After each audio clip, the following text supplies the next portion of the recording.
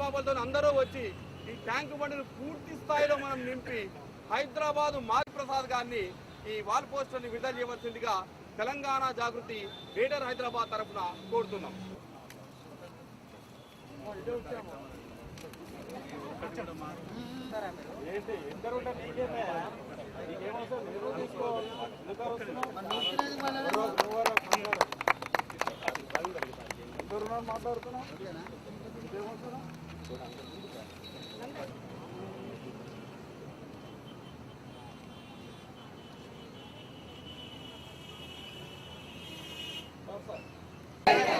జై జాగృతి, జై జాగృతి, మన తెలంగాణ, మన తెలంగాణ, మన హైదరాబాద్, మన హైదరాబాద్.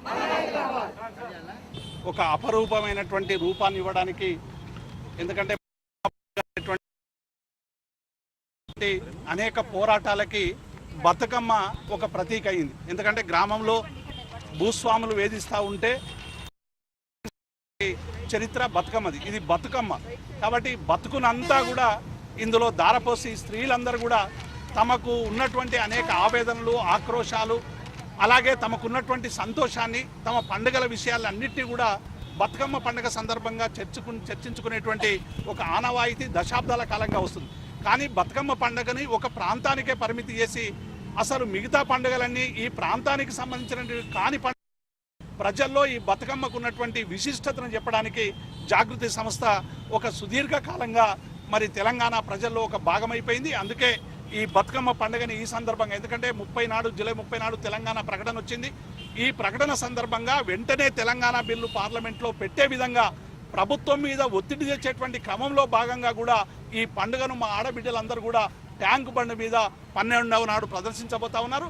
4 నుండి 12 వరకు జరిగేటువంటి అన్ని జిల్లాలో జరిగేటువంటి ఈ బతుకమ్మ, బంగారు బతుకమ్మ కార్యక్రమంలో వేలాదిగా మహిళలందరూ కూడా పాల్గొనాలని మేము విజ్ఞప్తి చేస్తా ఉన్నాం. అలాగే తెలంగాణ మహిళా ఉద్యోగులందరూ కూడా పెద్ద ఎత్తున పాల్గొని ఈ బతుకమ్మని ఒక పోరాట రూపంగా మలిచినటువంటి నేపథ్యంలో ఈ బతుకమ్మను విజయవంతం చేసుకుందామని మేమందరూ కూడా విజ్ఞప్తి చేస్తా ఉన్నాం. అలాగే ఇవాళ సీమాంధ్ర ప్రభుత్వం అనుసరిస్తున్నటువంటి వివక్షలకు వ్యతిరేకంగా కూడా అనేక బతుకమ్మ పాటలు వచ్చాయి.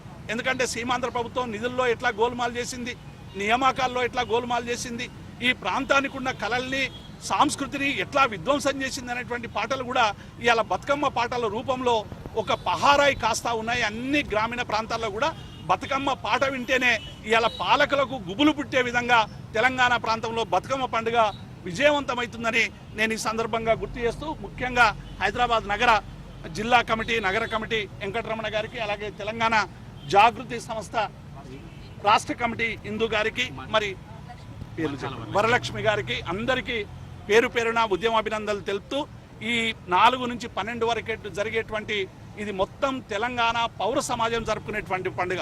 పిల్లలతో, పాపలతో, కుటుంబ సభ్యులతో అందరూ ట్యాంకు బండి మీద తెలంగాణ ఆత్మగౌరవ పతాకాన్ని ఎగరవేయడానికి, బతుకమ్మ పండుగని ప్రపంచవ్యాప్తంగా బతుకమ్మ విశిష్టతను తెలియజేయడానికి ట్యాంకు బండి మీదకి రావాల్సిందిగా మేము తెలంగాణ ప్రజానికానికి అందరికీ కూడా విజ్ఞప్తి చేస్తా ఉన్నాం. జై తెలంగాణ.